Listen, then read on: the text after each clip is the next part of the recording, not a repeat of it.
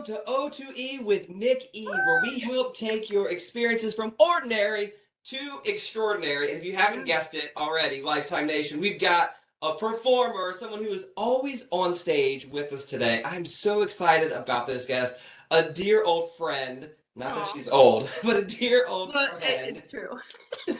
Amazing actor, Heather Magee. Heather has been in national commercials, Taco Bell, national grocery store commercials, in the show Swagger, and most recently known for NBC's hit show, The Thing About Pam, where she had a guest star role. Our kids are on the same softball team. Chocolate almond butter cookie cup? They're gluten-free. Thanks. Yeah. Hey, it's what they eat in California, huh? Yeah. Counselors, let's just move on. No, that's a mischaracterization of my order. No, that's what you said. No, I'm saying. Your Honor, mistrial. Let's just dial down the melodrama, okay? The court will not be granting a mistrial. Miss Askey, are you ready to call your first witness? Thank you. She was on for two episodes, and that's based on a real story that was on Dateline and all this stuff. So, Heather, thank you so much for being here today. This is so fun to see you, Nick. I love it. Let's go. Let's go. Let's get it on.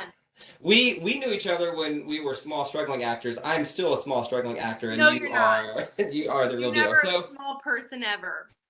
let's dive into it. So as an actor, how do you prepare to always be on stage? How are you always ready to be a performer? You know, we talked about that fake it till you make it thing. And I'm going to say know it till you get it instead. Ooh, I like that. Know it until you get it. So instead of faking it till you make it, that means to me going through the motions and not putting in the work.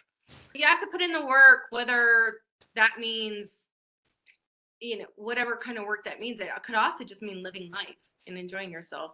Yeah, and you know, we were talking earlier about you putting in the work, about you literally have 15-ish auditions a week. You have stuff that you have to learn and familiarize yourself with. So you are still studying, even though you have, I will say, even though you have made it, you still have to grind it out every single day, every single week. So I think kind of how that correlates to our team at Lifetime is, even though we've been trained to work with kids or work with aquatics, like we still have to continue to educate ourselves. We still have to continue to put in the work, be present, and like you said, know it until when? Know it until you get it? Until you get it. Know it until you get it. Yeah, so I think that's so true.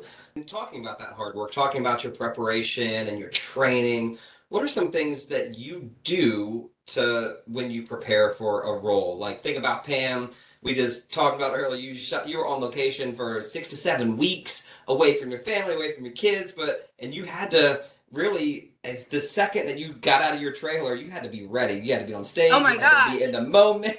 Yeah, and I was secretly working with my favorite people ever. And you have to act like You try not to fangirl at all?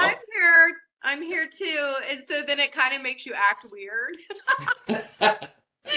But like I was working with 3 of the people that I've always wanted to be around and work with that I love so much. But one thing that I do as an actor that I love, that I think helps with anybody who's on stage or performing, is I like to know the other people's lines more than my own. For even sports, knowing your team, knowing the opponents and like their strengths, that's where I go.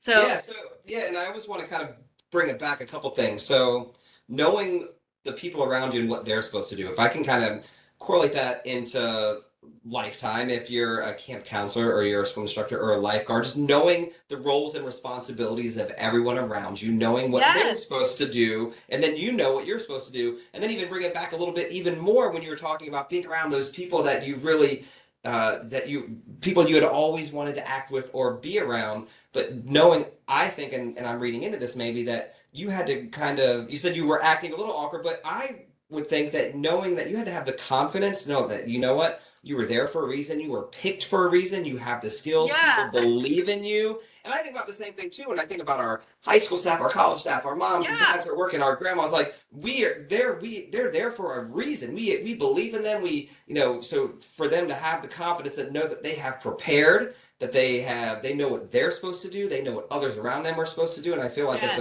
a really unique, weird correlation between being a performer at Lifetime or at any job, and then being a performer in movies and shows. And Yeah. And I also think I had to remind myself of, like you said, you belong here. Everybody's trying to belong. So just enjoy the people and where you're at. And if you're not enjoying it, then that's something inside of you telling you to do something else, because you have to love what you do to put down, because if you love it, then it's never going to feel like work. so, talk about people influencing others. You're an entertainer. Why do you think it's important for us to entertain people or to captivate them as an audience, and not necessarily like not like yeah, not like that, but Right up. step right up, come in, watch us right now. We're gonna entertain you, but really just engage them and create that relationship. You are obviously an entertainer and want to entertain people. So why is that important to you, or why do you think we need that? To touch people or entertain people, because you don't know what is going to affect them Yeah. or what story they're going to resonate with. And I think that could be just the mailman outside saying, have a good day one day. You might have really just needed that one simple gesture from somebody. Or, I think a lot of these teenagers growing up today, I sometimes think they're so involved with the following what's Mhm. trending or what's popular, and never really showing who they are because they're so busy following. Yeah, we had someone on the show a couple weeks ago, our national director of Alpha at Lifetime, and he was talking about the same thing. Don't follow the trends. He called it find your dopeness. Like Oh, find I your love dopeness. that. You got it in you already. And then also said connect with other people, like you, not like you, to kind of gain perspective. So yeah, it's a very similar theme. Yeah, and I So, think too, like we had touched on this too, real quick. I think the be you thing. I know it sounds so dumb. Be authentic or do this or that. Like, yeah, the word itself is annoying, but but behind it, really do have to just be you. Life will be so much easier letting your true self shine, whatever that may be. It doesn't mean you're a star, doesn't mean you're like get da, da, da, da, da, but be you, because you're gonna attract the people that are like you, or you're gonna find your niche in life by being you.